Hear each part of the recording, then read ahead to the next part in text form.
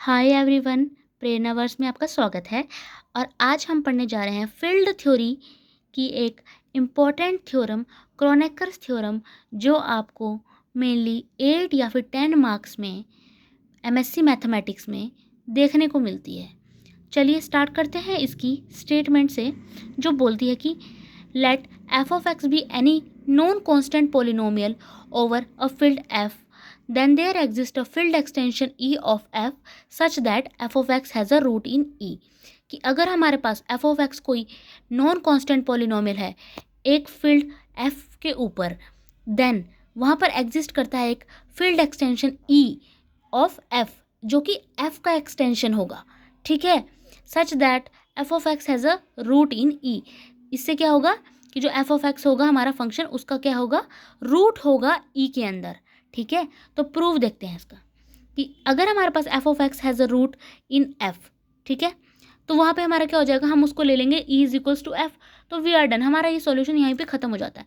But हम क्या करेंगे, अब हम सोचेंगे कि f ऑफ एक्स का कोई रूट नहीं है f में।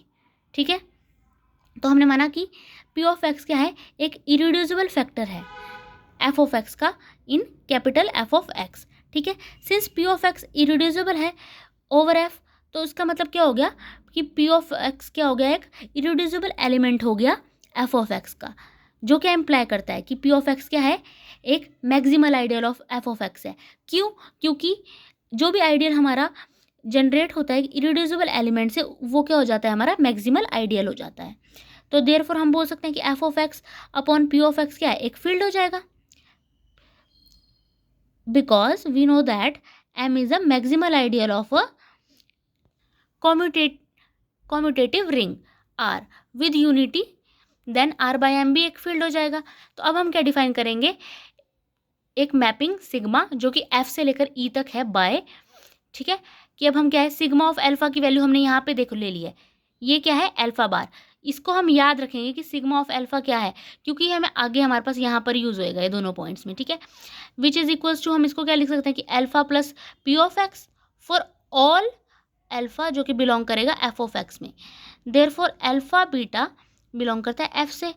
वी हैव, अगर ऐसा है तो हमारे पास क्या है, sigma of alpha plus beta क्या हो जाएगा, alpha plus beta whole bar. अब होल बार ले ली, इनको अलग अलग कर देंगे, सेपरेट कर देंगे, तो क्या हो जाएगा, which is equals to alpha bar plus beta bar. अब अल्फा बार की वैल्यू क्या थी यहाँ पे हमारे पास, सिग्मा ऑफ अल्फा, तो मैंने सिग्मा ऑफ अल्फा पुट कर दिया। तो वैसे ही बीटा बार की वैल्यू क्या हो जाएगी, सिग्मा ऑफ बीटा। यहाँ हमने दोनों वैल्यूज पुट कर दी, तो सिग्मा अल्फा प्लस बीटा किसके बराबर हो गया हमारे पास, sigma alpha plus sigma beta के। ठीक है, एंड अब हम प्रोडक्ट लेंगे इसका, सिग्मा ऑफ अल्फा बीटा क्या हो जाएगा हमारे पास, अल्फा बीटा की होल बार, अल्फा बीटा की होल बार होगी ये, इसको भी सेपरेट करके लिखेंगे, तो ये हो जाएगा अल्फा बार प्लस बीटा बार। अल्फा बार की वैल्यू आपको यहाँ से पता थी कि सिग्मा अल्फा, आपने सिग्मा अल्फा यहाँ पुट कर दिया। बीटा बार की वैल्यू आपको पता लगी थी कि सिग्मा बीटा थी, तो यहाँ सिग्मा बीटा पुट कर दिया। तो सिग्मा ऑफ अल्फा बीटा क्या हो गया, sigma of alpha sigma of beta. तो ये क्या इम्प्लाई करता है कि जो सिग्मा मैपिंग थी एफ टू ई, एक रिंग होमोमॉर्फिज्म हो गया। ठीक है, जो कि इम्प्लाई करता है कि ई क्या है, हमारी एक फील्ड एक्सटेंशन है एफ की। ठीक है, नाउ अब हम सोचेंगे कि हम मान लिया हमने कि पी ऑफ एक्स क्या है, alpha not x plus alpha one x plus alpha two x square plus alpha n x की पावर एन सो ऑन।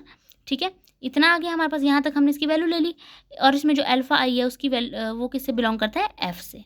तो देन जो हमारा ज़ीरो बार है वो किसके इक्वल हो गया, पी ऑफ एक्स बार के, होल के बार के। तो अब जहाँ पर भी एक्स लगेगा वहाँ पर बच्चों आपने क्या करना है, बार लगा देनी है, which is equals to alpha not plus alpha one x bar plus alpha two x bar square plus so on up to alpha n x bar n identifying.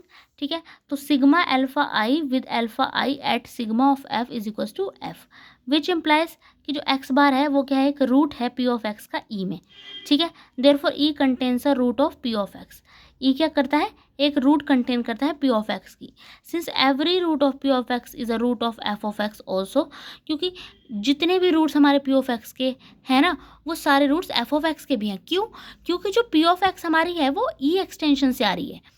तो इसका मतलब क्या हुआ, p of x has a root in some field extension e of f. ठीक है, क्योंकि ये क्या था बेटा कि जैसे अगर हमारे पास इतनी हमारी एफ़ है तो हमने एफ़ में ही थोड़ा सा आगे जोड़ के ई बना दिया, हमने इतनी ई हो गई। तो अब जो हमारे पॉइंट्स इतने हमारे एफ़ में आ रहे हैं वो ई में भी आएंगे, क्योंकि ई तो हमारी फील्ड एक्सटेंशन है ना। और यही हमसे पूछा था कि पी ऑफ एक्स क्या है, has a root in some field extension e of f. यही हमने प्रूव करना था, तो हैंस प्रूव्ड।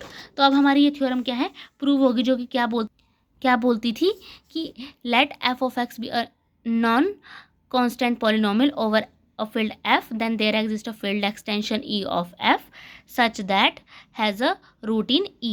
ये हमने क्या कर लिया है, प्रूफ। तो अब आपने क्या करना है, इसको शेयर कर देना है, कमेंट कर देना है और सब्सक्राइब कर देना है मेरे चैनल को। आप सब्सक्राइब करते हैं तो मुझे बहुत ज़्यादा सपोर्ट मिलता है और मुझे खुशी भी बहुत होती है।